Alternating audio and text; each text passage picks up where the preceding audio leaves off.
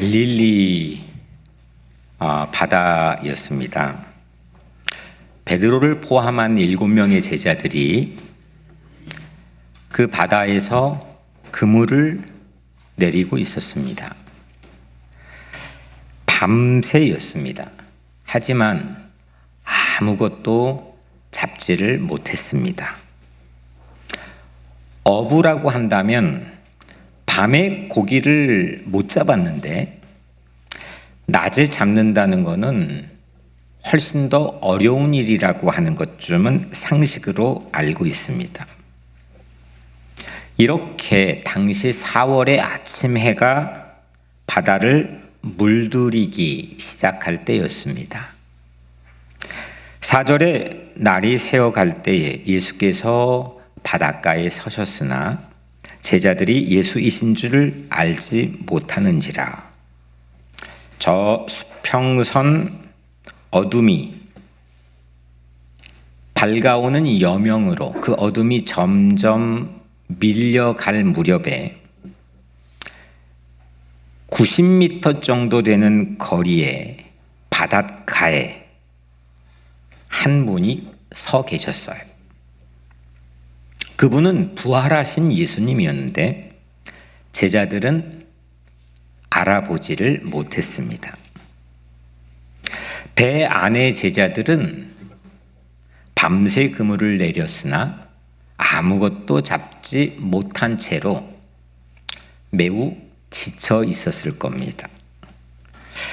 어획량이 제로였습니다. 그때 예수님이 그물을 배 오른편에 던지라 말씀하셨고 제자들은 그대로 했고 순식간에 그물 안에 물고기가 힘있게 바닥거렸습니다. 힘이 딸려 그물을 끌어올리지 못할 만큼 물고기를 잡았습니다. 그 순간에 요한은 주님이다 베드로에게 말했고 그 말을 들었던 베드로는 곧장 바다로 자기의 몸을 점프했습니다. 오늘 본문엔 50칸쯤 90m 정도의 육지와의 거리에 있는 이 배는 그렇게 바닷가로 정박해 왔습니다. 그리고 육지에 올랐더니 숯불이 피워져 있었습니다. 그 아침 숯불 주변에서 일어난 이야기를 하려고 합니다. 그 숯불 주변에서 일어났던 일은 3가지로 오늘 살펴보려고 합니다. 먼저 첫 번째는 성찰입니다. 베드로는 젖은 몸으로 육지에 올라왔겠죠. 그리고 바닷가에 서 계신 예수님이 계셨고 그 곁에 숯불이 피어 있었습니다. 그 숯불은 베드로에게 불과 며칠 전에 특별한 경험을 안겨줬던 숯불입니다. 대제사장의 뜰에서 예수님이 신문을 받고 있을 때였죠. 베드로는 그때 숯불에서 불을 쬐고 있었습니다. 요한복음 18장 18절 말씀엔 그때가 추운 고로 종과 아랫사람들이 불을 피우고 서서 쬐니 베드로도 함께 서서 쬐더라. 문을 지키고 있던 나이 어린 여종이 베드로에게 추궁했습니다. 너도 저자와 한패지? 베드로가 아니라고 극구 부인했습니다. 하필 요한이 우리에게 증언하는 그 장면에는 그 순간 숯불에 베드로는 불을 쬐고 있었다는 겁니다. 두 번째 사람들이 또 베드로에게 추궁했죠. 베드로는 아니라고 부인했고 그때도 역시 요한복음 18장 25절에 시몬 베드로가 서서 불을 쬐더니 하필 그 모습을 클로즈업으로 반복해 보여줍니다. 세 번째는 베드로에게 귀가 잘린 말고의 친척이 추궁했습니다. 베드로는 아니라고, 나는 아니라고 강력하게 부인했습니다. 그때 닭이 울었습니다. 오늘 본문의 아침 바닷가에서도 숯불이 피워져 있었습니다. 그리고 그 곁에 예수님이 계셨습니다. 그 예수님이 베드로에겐 너무 반가워 자신의 몸을 곧장 바다로 던질 만큼이었지만, 하지만 그 숯불을 보는 순간 아직 해결하지 못한 일이 생각났을 겁니다. 오늘은 21장의 이야기를 우리가 같이 나누고 있지만, 같은 요한복음의 13장에서는 베드로가 예수님께 호언장담했던 모습을 우리에게 알려주고 있습니다. 요한복음 13장 37절에 베드로가 예수님께 이렇게 충성을 호언다짐합니다. 주를 위하여 내 목숨을 버리겠나이다. 목숨까지도 기꺼이 주를 위해서라면 내놓겠다고 하는 그런 결기에 찬 호언장담입니다. 그런데 좀 전에 살펴본 것처럼 요한복음 18장에서는 예수의 뒤를 따라 신문받는 바로 근처인 뜰 묻는 밭까지 갔습니다. 하지만 거기에 피어진 숯불 근처에서 무려 3차례나 나는 상관이 없는 사람이라고 극구 부인했습니다. 그러다가 오늘 부활하신 예수님 곁에 숯불이 다시 피어있는 그 장면을 육지에 막 올라온 베드로가 첫 번째로 보게 됩니다. 아무리 부활이 일어났다 해도 요술봉을 흔들어 가지고 지금 베드로의 13장과 18장의 기억을 쉬이 지울 수는 없습니다. 우리도 지난주에 분명히 부활주의를 같이 예배했다 손치더라도, 그걸 믿고 우리가 살고 있다 치더라도 우리 삶이 쉽게 지워지지 않는 그런 기억들이 있습니다. 그 숯불은 일종의 자기 자신을 비춰볼 수 있는 거울과 같은 역할을 합니다. 로마서 12장 20절에는 이런 말씀이 있습니다. 네 원수가 줄이거든 먹이고 목마르거든 마시게 하라. 그리함으로 네가 숯불을 그 머리에 쌓아 놓으리라. 원수를 대적하지 않고 스스로 부끄럽게 만들 수 있는 방법을 선택하라라고 하는 의미입니다. 숯불을 머리에 쌓아 놓는다는 말은 얼굴이 벌개지고 후회하게 되고 부끄럽게 된다는 의미입니다. 오늘 이 바닷가에 숯불이 피워져 있고 예수님이 곁에 계시는데, 그 장면은 베드로를 다시금 후회하게 하고 부끄럽게 되고 민망하게 되는 상황을 연출합니다. 분명히 동이터 아침이 오고 있는데 마음은 여전히 해결되지 않는 밤이었고, 지금 엄청난 기적 같은 만선을 이루었는데 마음은 빈 배와 같은 그런 상황이었을지도 모릅니다. 우리도 살면서 나의 잘못을 데자뷰처럼 떠오르게 해주는 숯불을 만날 때가 있을 겁니다.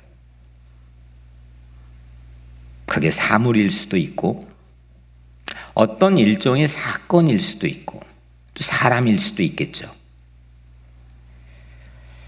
아직 해결하지 못한, 예수를 믿지만 또 부활 예수를 내가 믿고 따르고 의지하지만 때론 베드로처럼 호언장담까지도 할 수 있겠지만 그런 특별한 경험을 지나쳤던 순간도 있겠지만 그래도 인간이라고 하는 삶은 여전히 해결되지 못한 그런 숙제나 또는 기억, 트라우마, 상처들을 우리는 안고 살아갑니다. 그래서 하나님이 필요한 거죠. 그걸 어떻게 해결하느냐? 그 해결의 실마리는 오늘 이 모습을 통해서 그 해결의 실마리는 숯불이 거울이 되어줄 수 있을 때 시작하게 됩니다. 나를 비춰줄 수 있을 때, 나를 성찰할 수 있을 때, 나를 진지하고 깊이 주님 앞에서 나를 들여다보기 시작할 때, 그때 이 해결되지 않는 그런 문제의 실마리는 시작이 된다는 거죠. 그 숯불은 남을 보여주는 게 아닙니다. 쟤 때문에 그랬어요. 그 제가 그랬어요. 아니면 어떤 특별한 전가할 수 있는 환경을 비춰주는 숯불이 아닙니다. 어쩔 수 없잖아요. 내가 어떻게 했겠어요? 그 숯불은 나를 비춰줄 수 있을 때 상한 감정이 치유되기 시작합니다. 육지에 올라오니 숯불이 있는데, 왜냐하면 숯불만 있는 게 아니고 바로 그 곁에 부활하신 예수님이 계시기 때문입니다. 이렇게 우리에게는 성찰할 수 있는 힘이 필요합니다. 예수님은 그날 숯불 곁에서 그러면 무엇을 하고 계셨을까요? 무엇을 하셨을까요? 무엇을 우리에게 보여주길 원하셨을까요? 두 번째는 은혜입니다. 예수님이 제자들에게 요청을 합니다. 10절에 지금입니다. 지금 잡은 생선을 좀 가져와라. 제자들에게는 지금 뭐가 있습니까? 생선들이 잡혔습니다. 몇 마리죠? 153마리입니다. 그것도 작은 피라미들이 아니고 거기에 큰이라고 있습니다. 대여 153마리가 제자들에게는 있습니다. 지금 잡은 생선을 좀 가져와라. 성경의 표현은 그물에 한 번에 담을 양보다 훨씬 더 많은 어획량이라고 표현합니다. 이건 그날 동네의 모든 사람들을 모아놓고 아침 식사의 분량으로도 아마도 차고 넘쳤을 겁니다. 넉넉합니다. 저는 이 부분에서 성경을 한 30년 공부한 사람임에도 불구하고 처음으로 놀라운 점 하나를 발견했습니다. 9절에 육지에 올라보니 숯불이 있는데 그 위에 생선이 놓였고 떡도 있더라. 오늘 세례받은 양순현 성도께서, 지난주 세례받은 양순현 성도께서 온 교인에게 식사를 쏘신다 그랬잖아요. 그 메뉴가 공교롭게도 생선 가스입니다. 네, 오늘 그 생선 가스를 이야기하고자 함이 아니고, 오늘 육지에 올라보니 숯불이 있는데 그 위에 생선이 놓였고 떡도 있더라. 이 생선, 우리 예수님이 구워주신 거 알잖아요. 이 생선이 과연 어디에서 왔을까요? 제자들에게는 153마리가 있습니다. 그리고 그거 생선 좀, 지금 잡은 생선 좀 가져와라 라고 요청했습니다. 제자들이 잡은 것일까요? 아니요. 10절에서 생선을 가져오라고 예수님이 말씀하시기 전에 9절에서 이미 생선이 구워지고 있었습니다. 예수님께서는 벌써 숯불 위에다가 물고기와 떡을 굽고 계셨습니다. 제자들이 잡았던 153마리, 예수님께는 사실은 굳이 필요가 없는, 이 요리에는 크게 기여할 바가 없는 요청이었습니다. 이미 준비되어 있었습니다. 12절에 와서 조반을 먹으라. 그러니까 이리 와, 아침 먹자. 이거죠. 오늘 설교의 제목인 바닷가의 아침 식사는 제자들이 가져올 물고기가 아니고 예수님이 손수 준비하신 물고기로 요리하는 중이었습니다. 그 물고기가 어디에서 나왔는지 우리는 알 도리가 없습니다. 분명한 것은 예수님이 준비한 물고기입니다.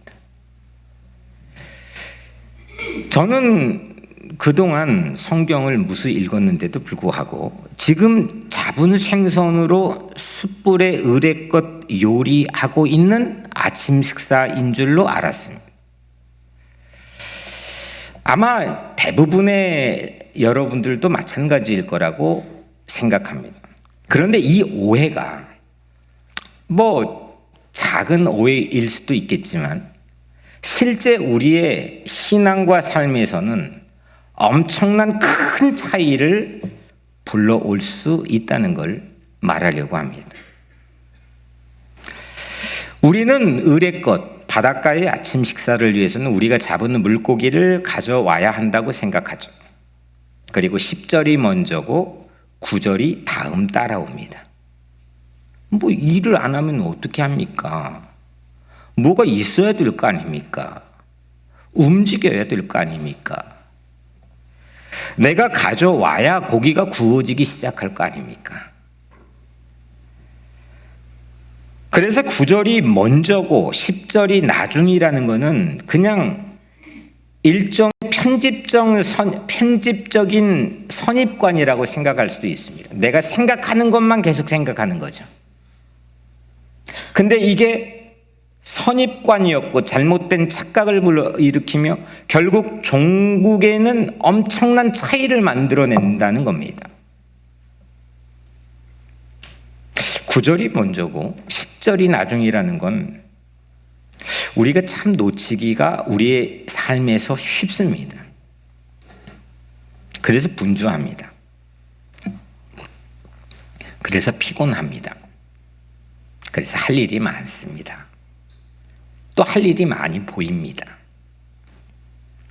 내가 준비를 하지 않으면 일은 잘 진척되지 않을 거라고 생각하기 쉽습니다. 이걸 조금 더 나가 설사 내가 없는데 일이 잘 되면 어떻습니까?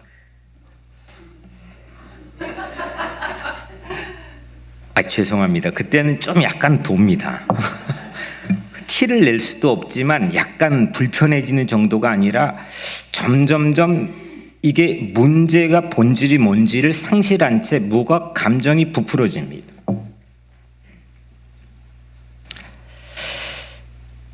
예수님이 그날 아침 뒷짐지시고 쉬시고 내가 열심히 일할 때 예수님이 좋아하실 거라고 생각하며 우리는 살아갈 때가 많습니다. 그래도 예수님인데. 그런데 이건 명백한 성서적인 관점에서 볼 때는 함정입니다. 지뢰입니다. 분명한 함정입니다. 내가 열심히 하면 한 만큼 우리 인간이라는 것은 내가 한 것에 대한 서운한 감정이 따라오기 마련입니다.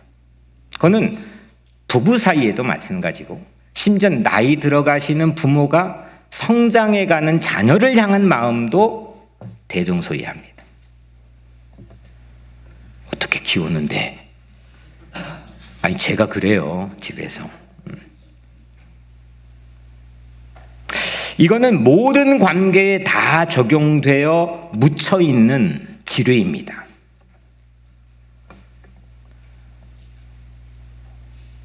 베드로뿐만이 아닙니다.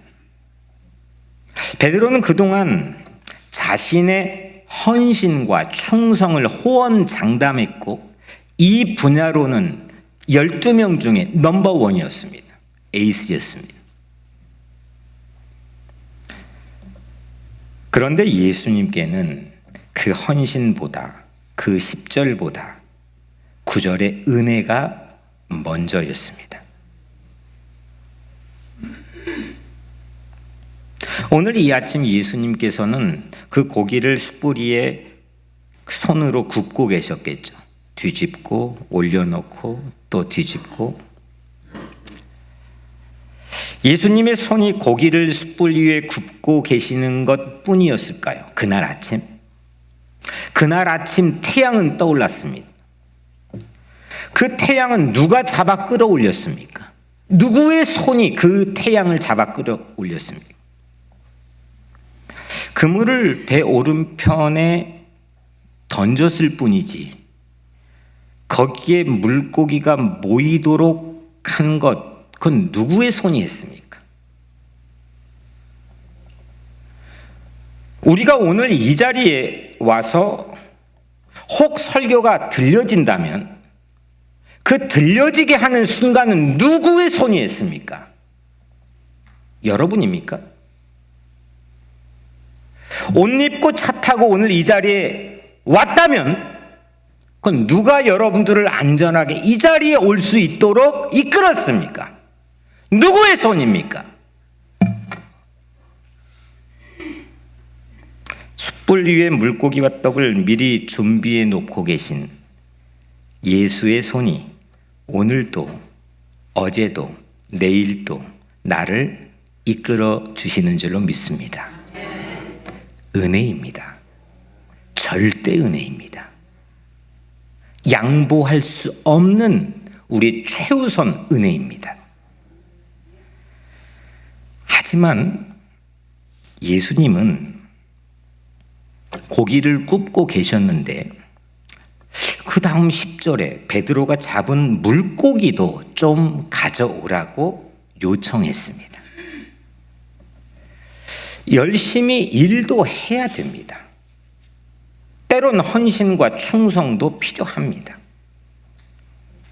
그런데 내 열심이 은혜를 앞질러서는 결코 안 됩니다.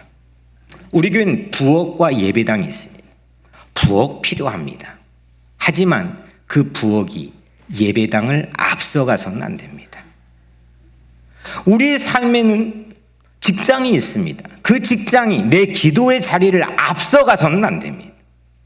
우리에겐 자녀의 양육도 해야 됩니다. 좋은 학교도 보내야 됩니다. 내 직장에 할 일도 많습니다. 하지만 그것이 우리의 은혜를 앞질러 가서는 안 됩니다.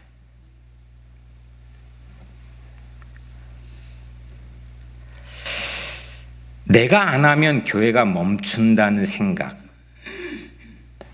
내가 없으면 교회가 사라질 것 같은 착각, 이 착각은 여러분들보다 저 같은 성직자들이 할 우려가 매우 많습니다. 그래서 말씀을 준비하며 하나님 앞에 저는 회개했습니다. 내가 없으면 안 된다는 생각, 내가 없어도 잘 되면 서운한 생각, 내가 전부 다 이루었다고 하는 생각, 그 포만감과 그 희열로 내 삶을 유지해가는 연료로 삼겠다는 생각, 그 생각에서 벗어날 때 우리는 신앙이 참된 은혜 안에서 더 행복할 수가 있습니다. 전 여러분들의 가정도 그 은혜로 채워지기를 바랍니다. 일하는 관계면 옆에 아내가 아줌마로 보이는 거고 그때부터 이 남자는 아저씨가 됩니다. 그럼 별 볼 일 없는 관계가 되는 거죠. 저와 여러분들의 관계도 마찬가지지 않겠습니까?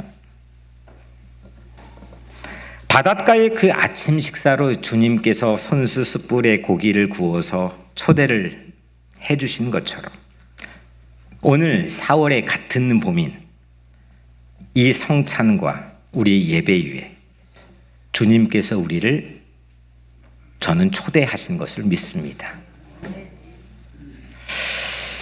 초대교회 성찬을 그린 모자이크들을 가만히 보면 잔과 빵도 있지만 그 모자이크에는 생선과 떡이 못지않게 그려져 있습니다. 그날 오늘 본문의 바닷가의 아침 식사는 부활 후의 첫 번째 성찬이었습니다. 그리고 물론 십자가를 짊어지시기 직전 최후의 만찬의 성찬도 자신의 몸과 피로 친히 준비하시는 식사였습니다. 마찬가지로 오늘 바닷가의 아침 식사인 이 생선과 떡도 예수님이 준비하셨습니다. 은혜를 받으시기를 축원합니다. 은혜를 채우시기를 축복합니다. 여러분들의 삶은 성취로 행복을 누리는 게 아니라 은혜입니다. 부모에 대한 은혜, 조국에 대한 은혜, 내가 살고 있는 삶의 터전에 대한 은혜, 내 이웃들에 대한 은혜, 교회에 대한 은혜, 교우들에 대한 은혜, 이 모든 것들을 이끄시어 준비하시는 하나님에 대한 은혜입니다. 첫 번째는 성찰이었고 두 번째는 은혜였습니다. 오늘 마지막 세 번째는 경의입니다. 경이로움, 놀라움. 두 번째에서 말씀드린 바와 같이 저는 전혀 수없이 이 성경을 읽었을 텐데도 몰랐던 말씀을 보게 하셨다면, 세 번째는 좀 이상한 장면을 오늘 본문에서 보게 해주셨습니다. 12절에 예수께서 이르시되 와서 조반을 먹으라 하시니 제자들이 주님이신 줄 아는 고로 당신이 누구냐 감히 묻는 자가 없더라. 가만히 보세요. 알았는데, 죄송해요. 이제 가만히 있는 분들의 가만히라고 가만히 보시라고 해서 알았는데 4절에서는 그게 주님인 줄을 몰랐단 말이에요. 그게 새벽 으스름 때문인지 90m 거리 때문인지는 이유를 알 수는 없지만 분명한 건 주님이신 줄을 몰랐어요. 그런데 12절에서는 주님이신 줄을 알았어요. 그런데 누구냐? 당신 누구요? Who are you? 이렇게 묻지 않는 것, 알았으니까 물을 필요 없는 것 당연한 거 아닙니까? 어느 날 제 아내가 아침에 일어나 저보고 누구세요? 물어보면 그거는 어떤 겁니까? 제 아내는 바로 병원에 가야 됩니다. 제자들도 알아서 안 물었다고 하는 것은 정상인 거죠. 그런데 이 문구에, 이 문장에 감히라고 들어가 있습니다. 헬라어로는 에툴마입니다. 감히 엄두를 못 냈다는 겁니다. 그러면 하고 싶었다는 거예요? 못 하고 싶었다는 거예요? 묻고 싶었다는 겁니다. 감히라고 하는 에툴마는 엄두를 못 냈을 뿐 이거는 묻고 싶었다는 겁니다. 아는데 이제는 알아봤어요. 2년 동안 나랑 같이 다녔던, 그분은 화장실도 가고 같이 먹기도 했고 같이 잠도 잤던 동고동락했던 그 예수시구나라고 하는 거를 드디어 알아보기 시작했는데 묻고 싶었던 겁니다.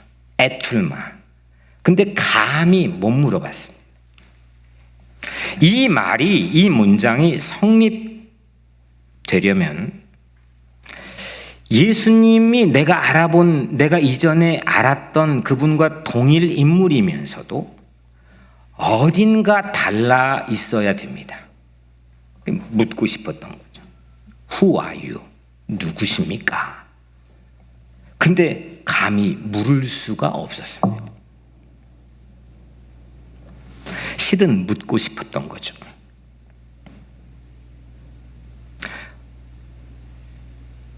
동일 인물이지만 뭔가가 달라져 있는 신비입니다. 부활은요, 신비입니다. 경이로움입니다. 같은 듯 다릅니다. 부활 예수의 첫 번째 목격자는 한 여인이었죠. 마리아입니다.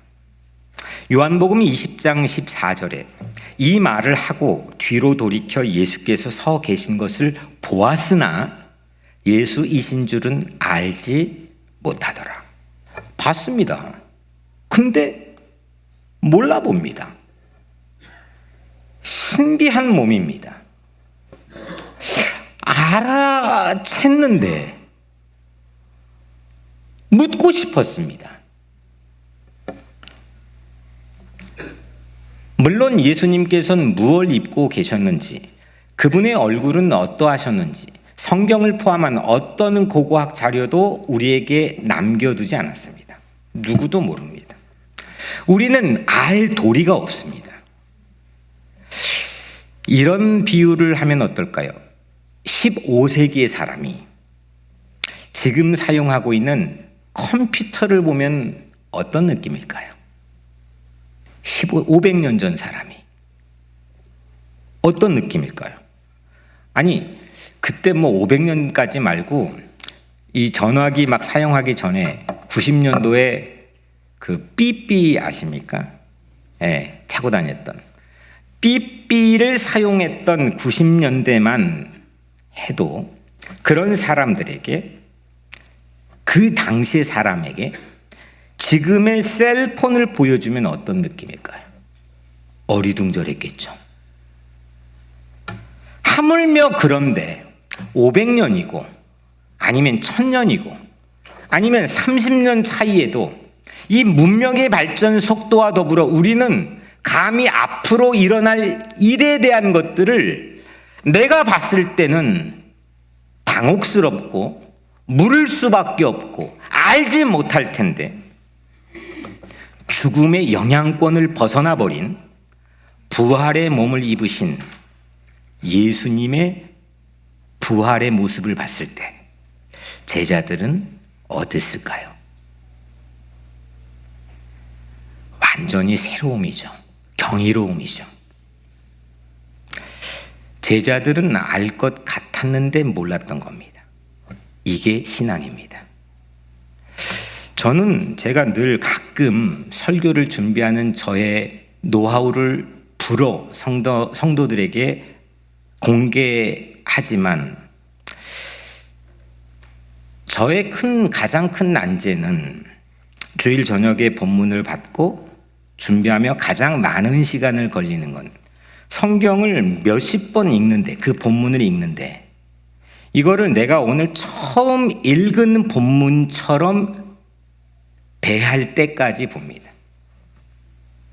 그래야 이 성경이 나에게 말을 걸어옵니다. 내가 이거 저 수없이 읽었거든요. 저 어릴 때 증조 외할머니가 성경을 못 내오면 밥을 안 줬거든요. 수없이 외우고 읽었습니다. 저는 구약이 전공입니다. 그럼에도 내가 안다고 생각하는 순간 이 성경은 나에게 아무 말도 하지 않습니다. 내가 아는 한, 내가 아는 척 제스처를 해야 된다고 생각하는 한, 우리에게는 경이로움은 사라집니다. 신비는 없어집니다. 아는 척해서 거기에 훈수를 두는 게 중요한 게 아닙니다. 삶의 경이로움을 가짐으로 신앙을 갖는 게 중요한 겁니다.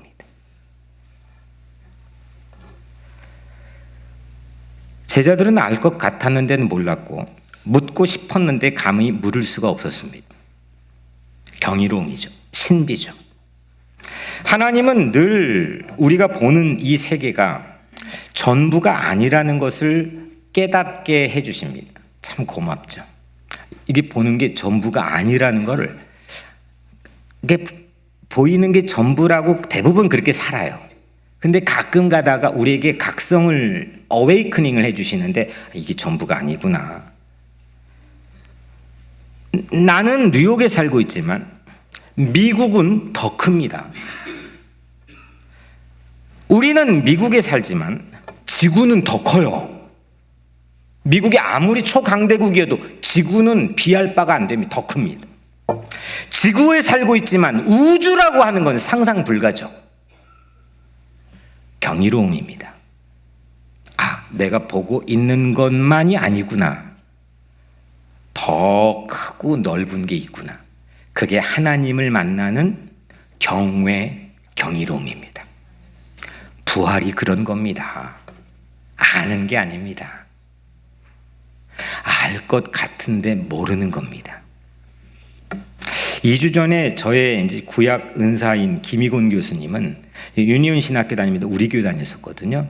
잠깐. 근데 2주 전에 이제 별세하셨어요. 저 추천 써주시고 대학교, 대학원 다 구약 히브리어까지 가르쳐 주신 분인데, 그분이 가르쳐줬던 수업의 내용들이 기억나는 게 아니고, 그분은 수업을 하다 말고 늘 그래요. 혼자 도취해요. 창문을 바라보면서 막 그래요. 그 표정이 저의 삶과 설교를 끌고 가는 것 같아요. 한번 여러분들도 해봐요. 창문을 보고. 야, 아니 뭐 아무 놀라움이 없어. 네. 창문을 보라는 게 아니라, 네. 그날 바닷가에서 보는 부활 예수가 그랬다는 겁니다. 우리는 늘 예수님께 놀랄 준비가 되어 있어야 됩니다. 그게 신앙입니다. 만약 내가 어느 날 예수님이 별로 놀랍지 않게 된다면, 그냥 무료하고 밋밋해져 버린다면, 나와 예수님의 관계는 좀 의심해 볼 현주소이고 단절되었을지도 모르는 것을 우리는 생각해야 합니다. 바닷가에 아침 식사하던 그 4월의 봄날 아침, 제자들은 우선 뭐에 놀랐느냐? 엄청난 어획량에 놀랐습니다. 요한은 시간이 흘러 그 보고를, 리포트를 오늘 말씀에 담아뒀습니다. 야, 그물이 찢어질 법한데 찢어지지 않았다는 사실에 또 놀랐습니다. 또 제자들은 부활하신 예수의 모습에 놀랐습니다. 경이로움이죠. 한 가지를 추가한다면, 오늘 내가 여기에 있는 것도 놀라야 됩니다. 야, 내가 여기에 있구나. 그 순간 삶은 아무리 칠흑 같은 어둠을 지날지라도 한 줄기의 희망의 빛을 내 안에 채워집니다. 오늘 설교에도 놀라야 됩니다. 저는요, 일주일 내내 설교 준비를 하지만 어젯밤에도 스스로, 뭐 매주 그렇지만 야 하고 놀랍니다. 그리고 천장을 바라봅니다. 야, 늘 보는 말씀인데 늘 나에겐 새로움의 경이로움을 제공해 줍니다. 이거는 공부를 해서가 아닙니다. 제 설교 준비한 책상에는 9개, 10개의 성경의 다양한 버전 성경책들만 널려 있습니다. 그 성경이 말씀해 주시는 새로운 빛의 찬연한 컬러들이 경이롭습니다. 오늘 저만 놀라지 말고 오늘 설교에도 한번 한번 해보세요. 야, 억지로 하니까 안 되네.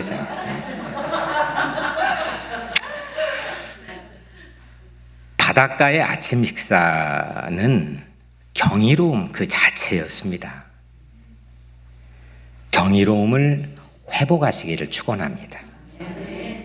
경이로움이 삶의 명랑함을 허락해 줍니다. 뻔한 것, 아는 것, 안다고 생각하는 것만으론 나에겐 경이로움은 자리 잡지 못합니다. 새로운 낯선 희망으로 내 생각과 사고가, 내 마음이, 내 손과 발이 움직이는 꿈을 꾸는 삶이 되기 위해서는 경이로움이 있어야 됩니다. 그럴 땐 작은 디테일 안에서도 나에게는 찬연한 새로운 희망의 불씨로 내 마음이 채워지는 순간을 맞게 됩니다. 사랑하는 여러분, 오늘 이 시간 내 마음에 숯불이 피워 오르고 있나요?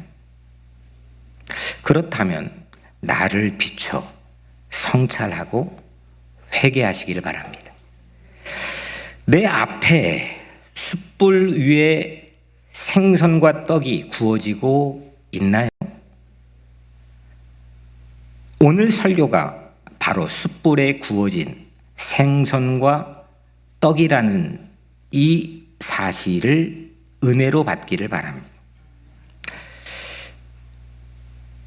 부활하신 예수님 앞에 서 계시나요? 그렇다면 여러분들의 죽어가는 경이로움, 놀라움을 다시금 끄집어 올려 주님께 찬양하기를 바랍니다. 이럴 때 여러분들의 모든 각자의 삶엔 하고 있는 일에 대한 성취보다 삶의 진정한 존재 의미와 행복이 여러분들을 끌고 가게 될 줄로 믿습니다. 기도하겠습니다.